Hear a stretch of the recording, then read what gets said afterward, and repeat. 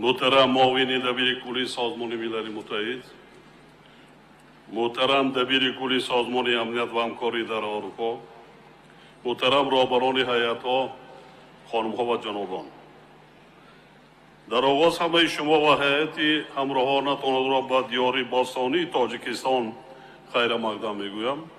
چهارمین امروزه به یکی از مسائل داغ روز مقاومت با تروریسم و افراطگرایی بخشیده میشد. اطمینان دارم که همایش امروزه برای محاکمه همه‌جانبه مسائل مربوط به مبارزه علیه این وبای عصر و تهیه و تطبیق اقدامات و توصیه‌های مشترک هم آهنگ شده در این سمت مشاهدت خواهد کرد. مسلم است که تامین نمودن صلح و ثبات و امنیت پایدار کشورها از جمله وظیفه‌های کلیدی و شرط مهمترین راه‌اندازی و پیشبرد روندهای سازنده به خاطر رشد استوار در سطح بین المللی و منطقوی به حساب می‌رود. امروزها در گوشه‌های گوناگون سیاره میلیون‌ها نفر آدمان گرفتار خوف و تهدید و آتش جنگ و نزاع‌ها گردیدند و ظهورات تروریسم و افراطگرایی به خطر بی‌سابقه جهانی تبدیل یافته عاقبت‌های فاجعه‌بار و درازمدتی جمعیتی و سیاسی و معنوی را به بار می‌آورد. در ظرف سالهای آخر زیاده از 100 مملکت دنیا هدف عملهای خرابکارانه تروریستان قرار گرفته. بر اثر حمله‌های تروریستی صدها هزار نفر اهالی آسایشته به هلاکت رسیدند و میلیون‌ها نفر مکان و منزل زیستشان را ترک کردند. ضرری به اقتصادیات کشورها رسانیده شده صدها میلیارد دلار را تشکیل می‌دهد. تنها در قلمرو افغانستان سال گذشته بر اثر جنگ و عملهای تروریستی بیش از 10,000 نفر اهالی آسایش ضرر دیده تقریباً 4,000 نفر قربان شدند. 32% قربانیان و 53% مجروحان را زنان و کودکان تشکیل دادند. پوشیده نیست که در چنین وضعیت کشورهای دنیا در تنهایی نمیتوانند در مقاومت با خطر و تهدیدهای افزاینده امنیت و آسایش کامیاب گردند و صلح و ثبات را تأمین نمایند. از این لحاظ با در نظر داشت واقعیت موجوده ما در سطح منطقه و جهان پرزور کردن همکاری و شریکی را برای تأمین ثبات و امنیت فراگیر توسط اندیشیدن اقدام‌های مشترک در جاده مبارزه با تروریسم و افراطگرایی و از بین بردن عامل‌های دستگیری سیاسی، اجتماعی و مالیوی آنها همچون سمت عملی رهایی از این ورطه خطرناک مهم ارزیابی می‌کنیم. در این روند به اندیشه ما واکنش به تهدیدهای روزافزون تروریسم و افراطگرایی باید با نقش کلیدی و هم آهنگساز سازمان ملل متحد و نهادهای دخلدار آن فراگیر و عمیق گردانیده شد.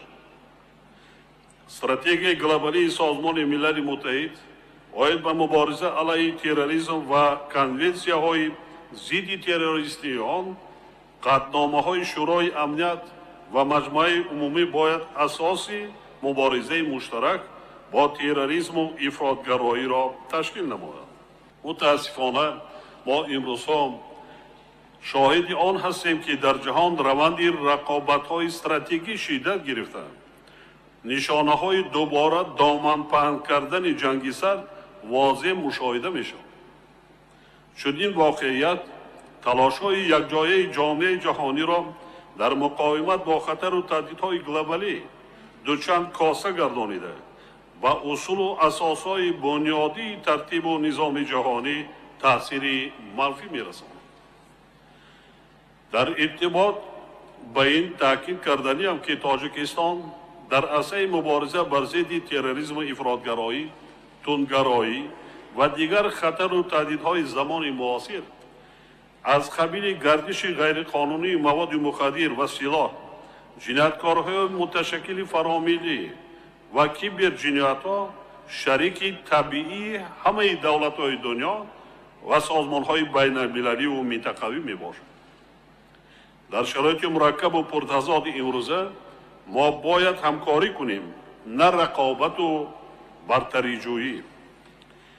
برای نائل گشتن به نتیجه های دلخواه در مقاومت با ظهورات خطرزای زمان معاصر باید بر پایه حسن اعتماد، همدستی و هم آهنگی های زیچ خدمات و نیازهای امنیتی کشورها و مقامات حفظی حقوق برآمده شد. به این منظور کشور ما همچون عضو فعال سازمان ملل متحد جهت مبارزه ثمربخش مشترک بر ضد خطر و تهدیدهای زمان معاصر پیوسته تلاش کرده فعالیت سازنده را در این سمت من بعد نیز گسترش خواهد داشت. تقویت همکاری های گسترده با شریکان بین المللی را ما یکی از عامل های مهمی تطبیق هدف های میدانیم که در استراتژی ملی ما آید به مبارزه با تروریسم و افراطگرایی برای سالهای 2016 2020 و نقشه عملی آن با 12 جنبه موضوعی درگردیدند. در این راستا تاجیکستان امروز همکاری های هدفمندانه را با شریکان خود در چارچوب سازمان های منطقوی و مثل اتحاد دولت های مستقل، سازمان عهدنامه امنیتی دست جمعی و سازمان همکاری شانگهای راه اندازی نموده است. ماجیت تطبیق هدفهای این نیازها در جاده تأمین ثبات و امنیت منبعد نیز تلاش خواهیم کرد.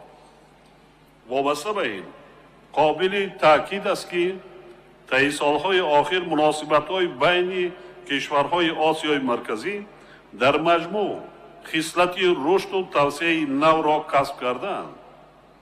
این در نوبت خود امکان فراهم آورد که کشورهای منطقه همکاری و هم آهنگی های ثمره بخش را در ساحه امنیتی در سطح صفت نو برآماند.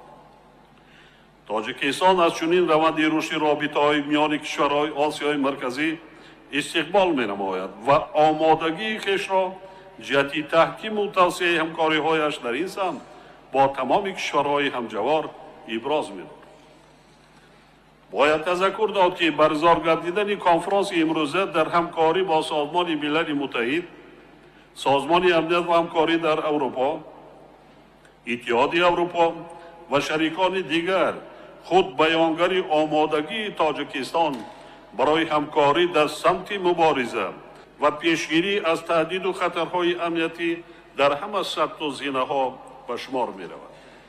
حاضرین گرامی، جمهوری تاجیکستان اولی سالهای 90 عصر 20 هنوز در آغاز بنیاد دولت صاحب اختیار خود هدف عملهای تخریبکارانه تروریستان و افراطگرایان با دستگیری خواجگان خارجی آنها قرار گرفت. در آن ایام نیازهای تروریسم بین المللی و افراطگرایان کشور ما را به صحنه آزمایش قدرت مرگبار خود و هدف غرضهای ضد انسانی تبدیل داده بودند. آن زمان تاجیکستان به همه آن حادثه های فاجعه باره که امروزها در عراق و سوریه، یمن و افغانستان مشاهده می شوند روبرو شده بود. هدف نقشه های پس پردگی و غرضناک سرکرده های اصلی آن عمل های خرابی آور و خواجگان و سرپرستان آنها که از غایه های افراطگرایی و تروریستی سرچشمه می گرفتند با راه زوری و قتل و کشتار به سر مردم تحمیل کردن فرهنگ بیگانه و تفکر عصر میانگی و در تاجیکستان تأسیس دادن دولت اسلامی بود. در نتیجه بی سر و سامانی ها و جنگ شهروندی تحمیلی صدها هزار نفر شهروندان ما کشته شده، بیش از 1 میلیون نفر مردم آسایشته بی خانمان و فراری گردیدند. با وجود این ما در اساس امکانات تمدن و فرهنگ قدیمی خویش توانستیم که مکالمه وسیع را برا مانده صلح و ثبات و وحدت ملی را تامین کنیم. فداکاری و مردانگی خلق تاجیک در حمایه مرزبان و ارزش‌های فرهنگ و تمدن قدیمی خویش اراده قوی مردم ما و صلح و ثبات و سازندگی و بنیادگاری باعث گردید که پیش راه عملهای تروریستان و افراطگرایان داخلی و خارجی در کشور تازه استقلال ما گرفته شود.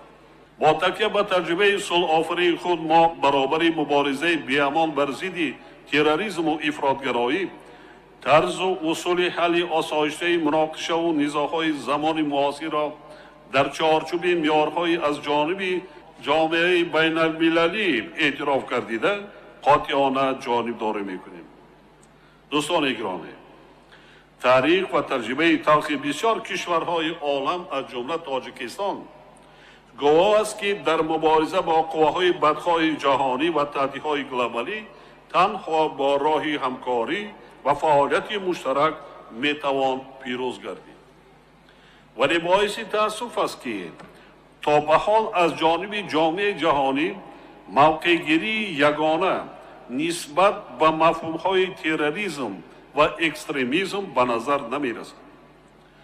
و عقیده ما مبارزه ثمربخش علیه تروریسم و افراطگرایی و تندگرایی خشونت انگیز به هیچ وجه سیاست معیارهای دوگانه را نمیپذیرد.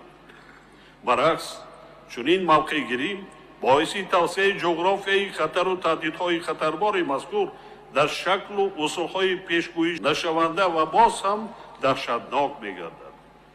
زیرا تروریسم و افراطگرایی نه سرحد را اعتراف می‌کند و نه دولت را.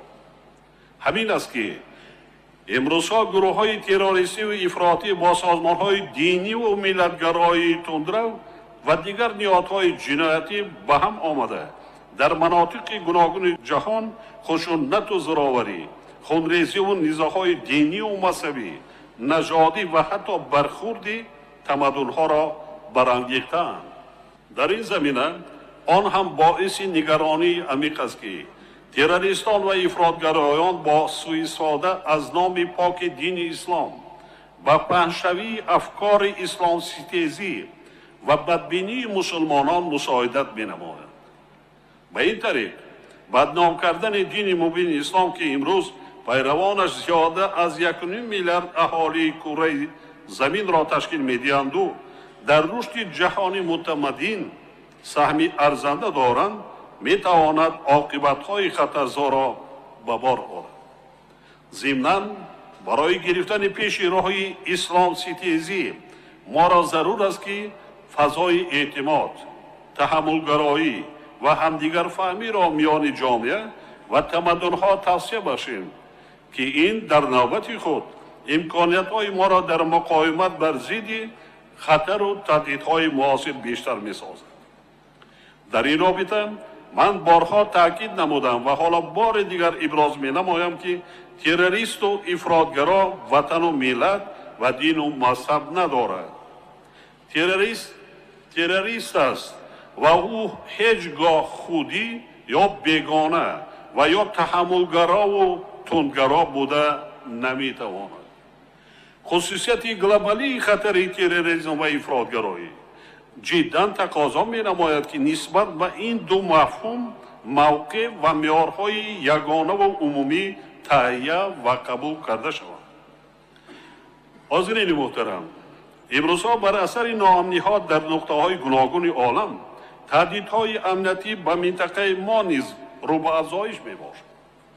کشور ما بنابر موقع جغرافی خود در مرز اول مقاومت با تهدید و خطرهای معاصر قرار دارد.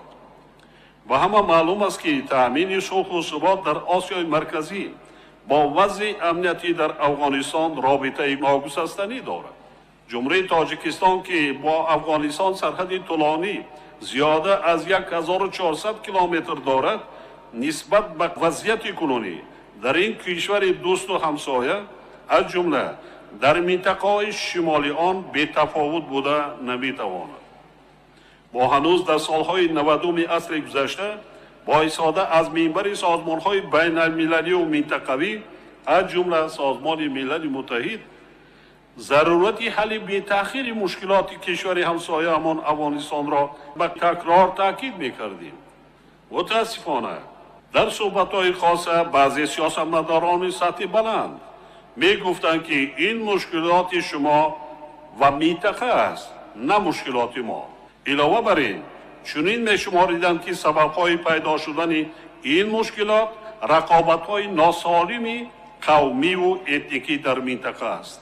این گفته‌های من سال 2008 بود که در آن زمان زیاده 50,000 گریزهای افغان علیه در حدود جمهوری تاجیکستان قرار داشتند. بسیار وضعیت خطرناک بود.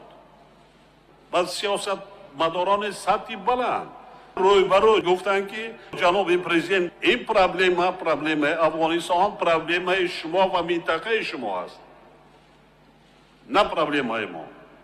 لیکن وقت نشان داد که همه آن هشدارهای ما واقعی بودند و نتیجه بی‌اعتنایی سیاسی است که مشکلات آن وقت امروز به خطر و تهدیدهای گلوبالی تبدیل یافتند. تنها بعد عملهای تروریستی دهشتوار 11 سپتامبر سال 2001 در نیویورک کشورهای عالم جدیت مسئله را درک نموده توجه خود را به آن روانه نموده. اما این پدیده نامطلوب علیه خصلت جهانی کسب نموده پیش راه آن را گرفتن خیلی مشکل شد. دلیل این گفته ها آن است که اگر سالهای قبلی در افغانستان در قطار جنگجویان حرکت طالبان نمایندگان همگی 15-20 کشور مشاهده می شدند، حالا در صفهای سازمانی به نام دولت اسلامی و دیگر گروه های تروریستی جنگیدن شهروندان زیاده از 100 دولت تایید شده است. از روی معلومات دسترس شماره جنگیان گروه های تروریستی که در عراق و سوریه جایگیر بودند تا 100,000 نفر می رسید. در نتیجه عملیات‌های ضد تروریستی یک قسم آنها نابود کرده شدند. در این رابطه سوالی به میان می‌آید که باقی مانده آنها حالا در کجا قرار دارند و به کجا روانه کرده می‌شوند. باعث نگرانی است که یک قسم آنها علیه به کشورهای خود برگشتند یا اینکه در راه بازگشت به وطنشان قرار دارند و می‌توانند به کشورهای خود خطر ایجاد کنند.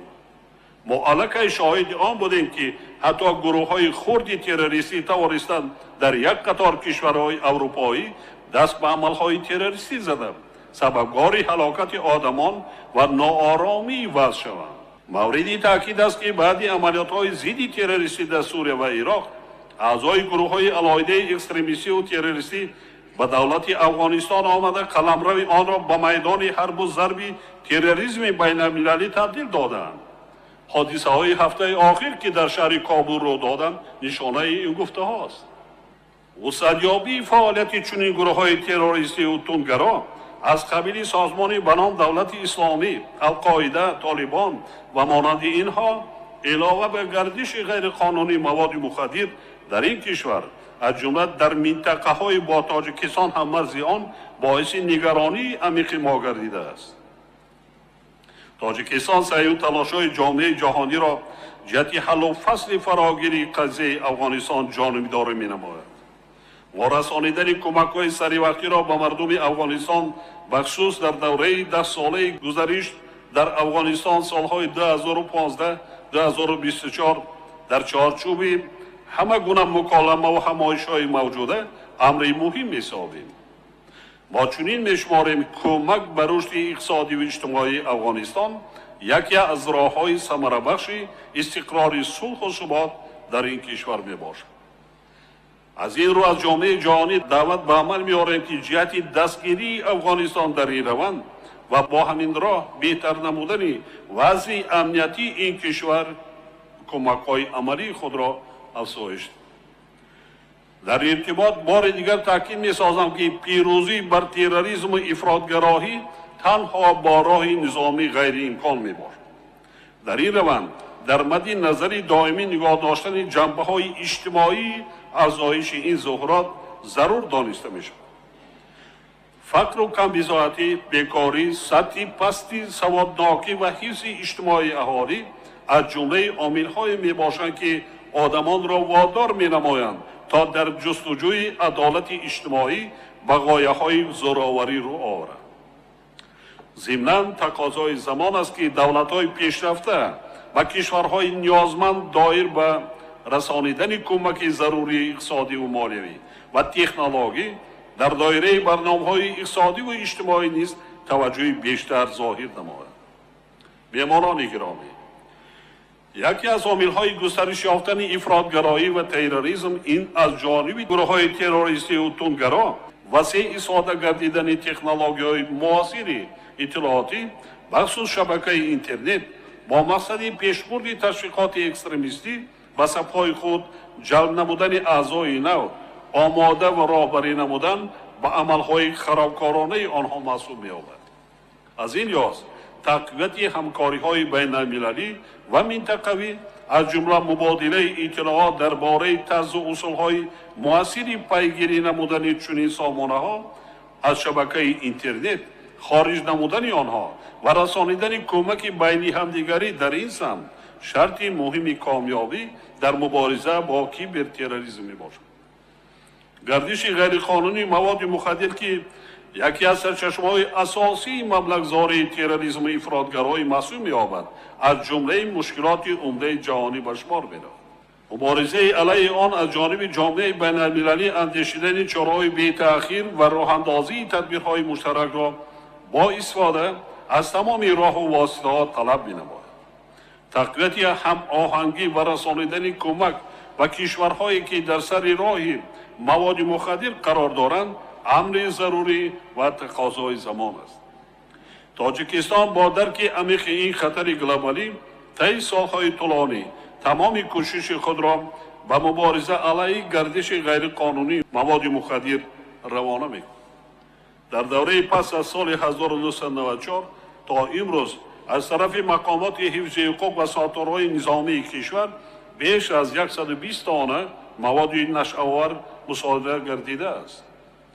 جمهوری تاجیکستان استراتژی ملی مبارزه بر ضد گردش غیرقانونی مواد مخدر را تهیه و قبول نموده است که خصوصیت پیشگیری کننده داشته برنامه عمل و سمت‌های همکاری را در زمینه مناسبات دو جانبه، منطقوی و بسیار جانبه در بر می‌گیرد.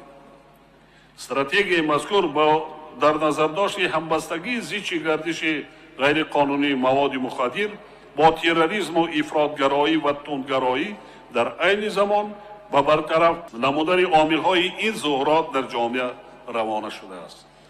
محترم رهبران هیئت‌های اشتراکداران کنفرانس، حاضرین گرامی، در فرجام اندیشه‌های خود می‌خواهم بار دیگر تشریف شما را به تاجیکستان خیر مقدم گفته ادامه با برار برنامه‌های کاریتان را آرزو نمایم. برای شرکت کنندگان همایش امروزه در محاکمه رانی‌ها و بررسی موضوعهای مورد نظر موفقیت می‌خواهم. اطمینان دارم که نتیجه‌های کنفرانس امروزه ما جهت وسعت تازه بخشیدن و همکاری‌ها در سمت مبارزه مشترک با تروریسم و افراطگرایی و رسیدن به جهانی آزاد از این ظهورات خطرناک عصر مساعدت خواهد کرد. از توجهتان سپاسگزارم.